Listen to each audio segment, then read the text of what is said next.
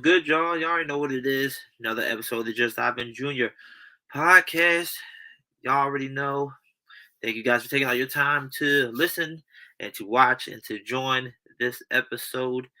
And really, real quickly, make sure you just subscribe on YouTube or Apple Podcast or Spotify. What's the other one? Spotify, all that, Anchor, all that. So make sure you hit the like, subscribe, and stuff like that, so you can get notifications and you can hear all the latest uh episodes and things of that nature. So yeah, with this episode, it's not really gonna be a long one. Um, Kind of just want to use this episode to kind of recap on the last two episodes that we had for the little series we had, is why the younger generation is leaving the church. And I don't want to run it into the ground per se, but I just want to have a recap of, just the conversations and the talks we had, and, just go over little things that we talked about, and, come with because this is a conversation and a topic that will, you can't have but so many different series on it. Like this will be an ongoing conversation and topic for, for a while, and I'm glad that we were able to at least scratch the surface and start the surface with the conversation when it comes to this topic and things of that nature. So I just wanted to do a quick week recap, just to talk about some of the things that we talked about in the two videos, and here, another perspective, and just a quick recap and things of that nature. So with the first episode, episode 37, with the part 1, I have two of my minister friends who are just, pastors and ministers just like me. And then, we talked about our experiences, right? Like we talked about how we grew up in the church,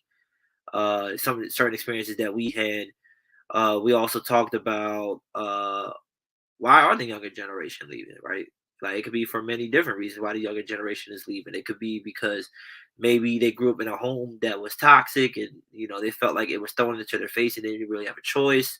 Or it could be they were church hurt, you know, maybe they got hurt from somebody in their church, or maybe they were in the church for that was really toxic when it comes to certain traditions that are not exactly in the Bible, that they were really strong and strict on, to the point where it got them to leave the church. Maybe they left the church because they felt like they weren't honest about certain conversations. They didn't feel like the pastor or whoever they talked to were open about certain conversations. Like when we talk about, like, sex has always been a voodoo thing in the church. Like, oh, you don't talk about that, or racism, or talk about, certain issues that been going on, that we go through, that we deal with. That's in our culture and our society, and the Bible does talk about it, but we just don't, you know, I don't say we, but like as the church, right?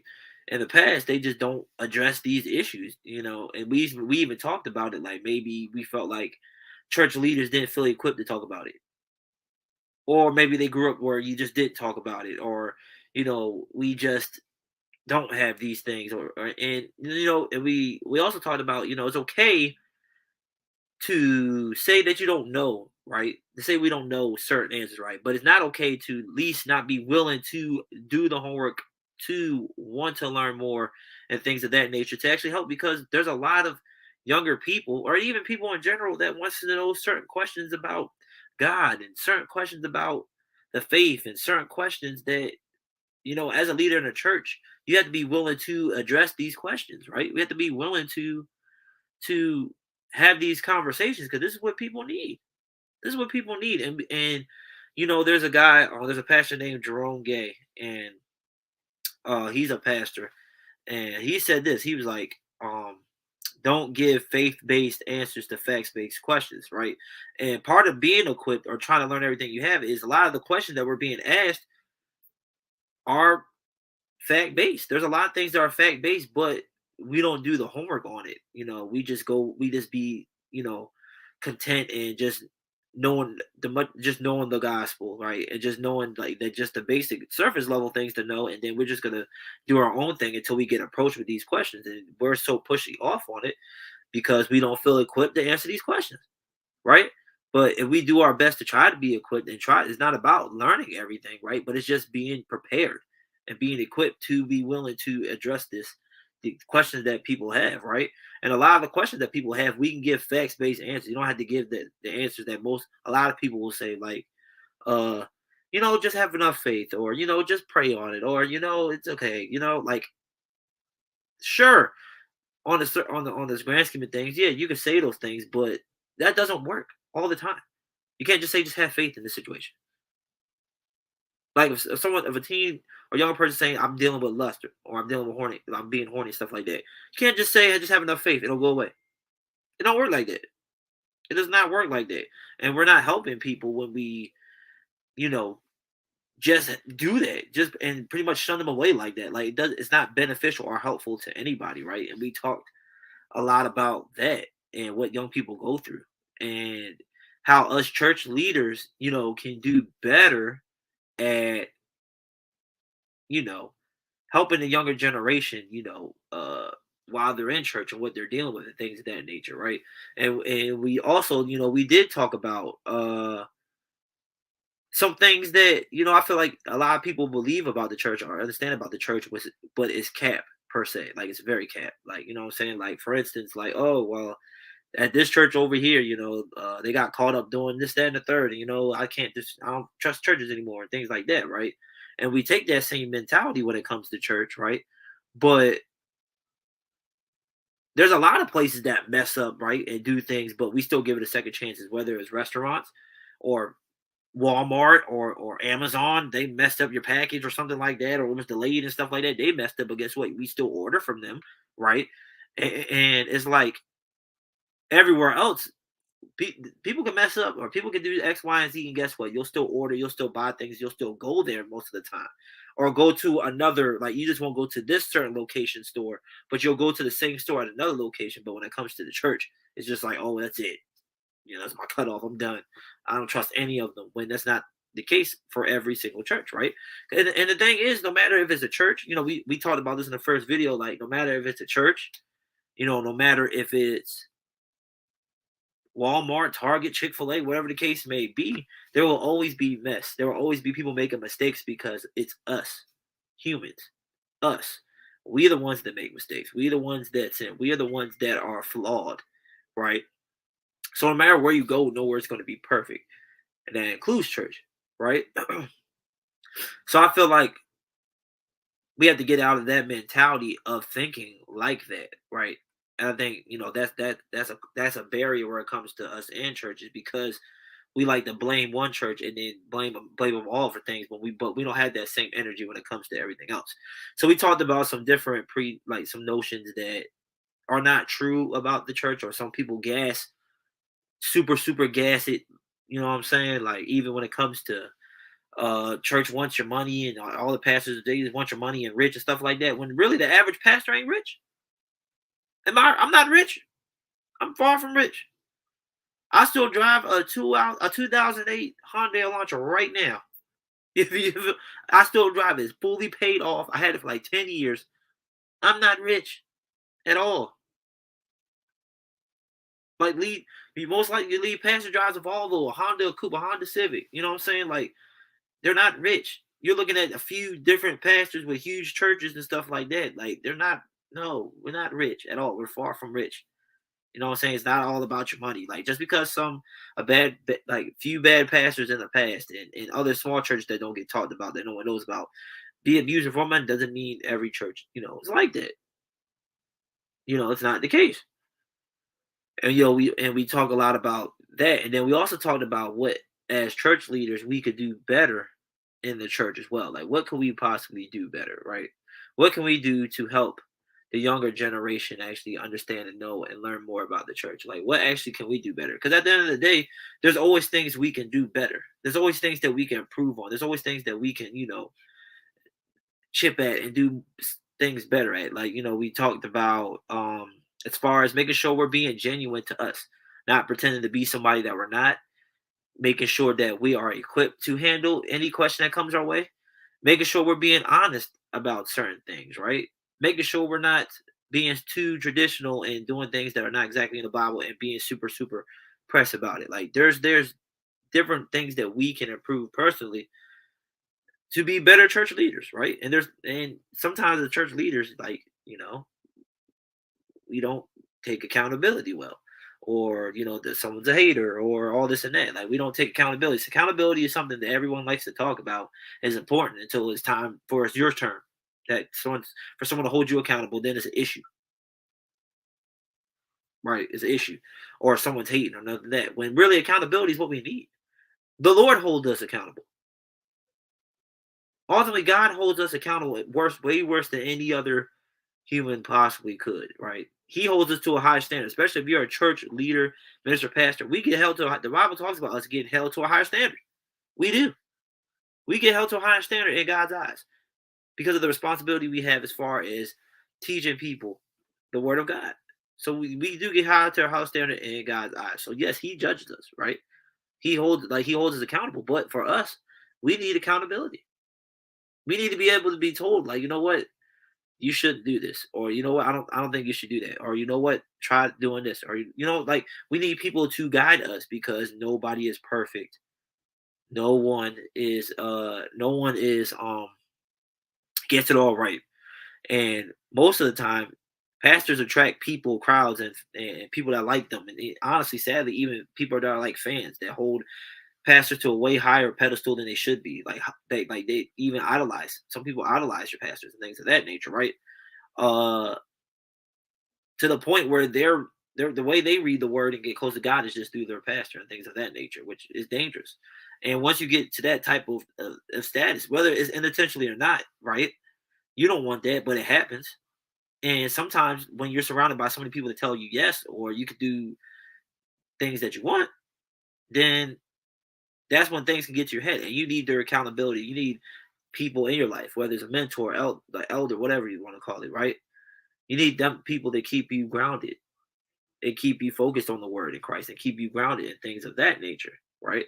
And then we also talk about another thing we could do to help improve the church is actually help educate people more, the younger generation. Know, answer the question to help educate them, help them to grow and learn in their faith, right?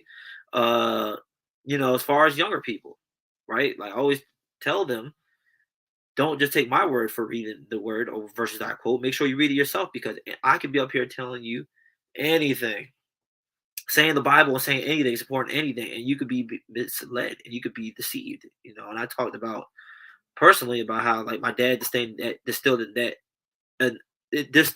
in me and my siblings early in life, because it's important to read things for yourself and understand things for yourself, so that way, if someone's teaching you the wrong things, you'll be able to know that, and you can hold that person accountable. And that's not to mention, that's how you protect yourself from getting hurt.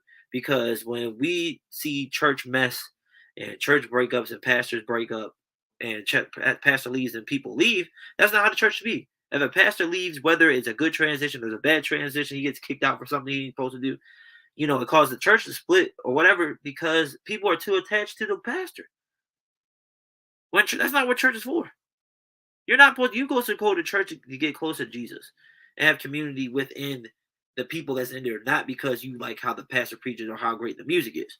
So if you're leaving because the church is split or whatever, and you're hurt by that, that's because really your heart's not in the right place.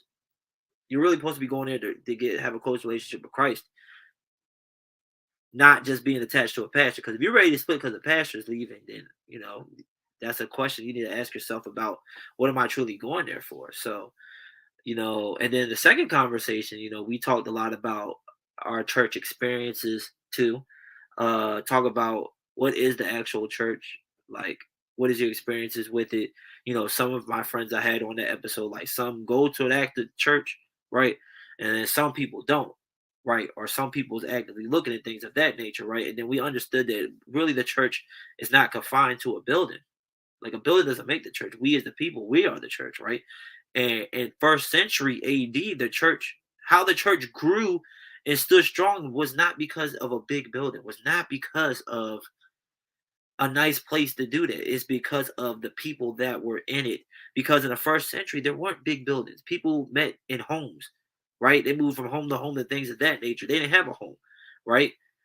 They didn't know, like, because the Roman government at the time, the Roman Empire and the government and stuff, they weren't, no, heck no. First of all, Christians were being persecuted in the first century, like, being killed for believing in Jesus, spreading the gospel, like, you know what I mean. And yet the church grew still. The church was still even. better and growing and being strong. And it wasn't because of a building. So the buildings are nice, buildings are cool, stages are cool, things of that nature, but that doesn't help sustain us. That's not what the church, that's not the king, that's not the church. The church is us as people, us together, doing life together, being here together, like helping each other out, giving each other resources, things of that nature. Listening to whoever the leader is, help disciple us and grow us and things of that nature. That's what the church is. And we felt like COVID really helped with that in that department. It really challenged us to really think of what church is, and for us to not be so attached. Like when we weren't in church for a while, that okay, if you're not in this building, are you still gonna be the church? That's what I thought about. That we're too confined by certain leaders in certain buildings. That doesn't make the church. The people, the congregation, the people, everyone together. That's what makes the church. And we really discussed a lot in the second episode about how important that is to go and to find a church that's more like that versus the building and versus other things that come with the church and things of that nature, right? And we had a lot of people with different opinions, very different and subjective opinions when it came to church, right? Like, and the different experiences of different types of church hurt that people experience and things like that, because it is a real thing, right? But you know, going to church is still valuable. Finding the right church is valuable, right? And we're not saying going to an actual church is bad, but making sure you're going to the right church that teaches you the right things and promotes the right things and gets you closer to Jesus, and you actually learning accurate things about Jesus and doctrine and things like that. That's the important thing about church. So whether it's a small get together every week, we all get together every week with 5 people every week, and you're learning about the Bible. You have someone that's teaching you the Bible. Y'all growing and learning together, right? That's church. You know what I'm saying? Church ain't no ain't about big auditorium and stuff like that. That's not what it's about. We talked a lot about that and different challenges and stuff the church has gave us and different bad experiences that we have. But the church is important. Like Jesus died for that. Jesus gave like that was his point. That told Peter, on this rock I will build my church. So Jesus, he died for that. The church is important. There is a reason and importance for having church. So having church isn't bad. It's just when man gets in there and man uses and man's flesh is influence him to dictate church in the wrong way. That's when we have all these different issues. But it's like that everywhere, right? So we can't isolate the church. Everywhere it's like that, no matter where you go. So really, like when we wrap up, when we think about the church and why the younger generation is leaving, what more we can do, right? There's a lot more we can do when it comes to helping the younger generation get more connected with church and things of that nature, right? But we have to make sure we're being genuine, we're being honest, we're educating them, we are willing to have the conversations and go there, because the kids are willing to go there. And sometimes we will, like, people will think like, oh, the kids are willing to go there because of um oh, they're being disrespectful, stuff like that. No, like they're asking questions because they want to know. They're not asking questions just because they're asking questions because they want to know. And if we don't have the answer, then that's what it's hush up or just pray or just give them a short answer, which is not helping them, right? It's just about engaging the conversation, willing to address, saying like, look, if I don't know this, let me look this up and I'll get back to you. And then you present the information and let them deal with and wrestle with that thing. But we have to be willing to be more equipped in dealing with that, right? And if you are, contemplating going back to church or bouncing back and forth from church and things of that nature, like don't be discouraged. There are good churches out here, like, and I get it. Everyone has a different experience with being in church hurt and things like that. I've dealt with that before, right? And it can't hurt and things like that. But once you get yourself back in there, once you build your own relationship with Jesus, right? Going to a church and finding the church, it can be difficult, right? But once you're going there with the right pre-notions and understanding, look, like people are sinful, right? And understanding that people do make mistakes, right? And making sure that we understand that we're going there to get closer to Christ and to serve and to be with community and things of that nature. Like once we understand why we're going to church for, right? And not getting too attached to certain things about the church, it will help us in the long run deal with people within the church.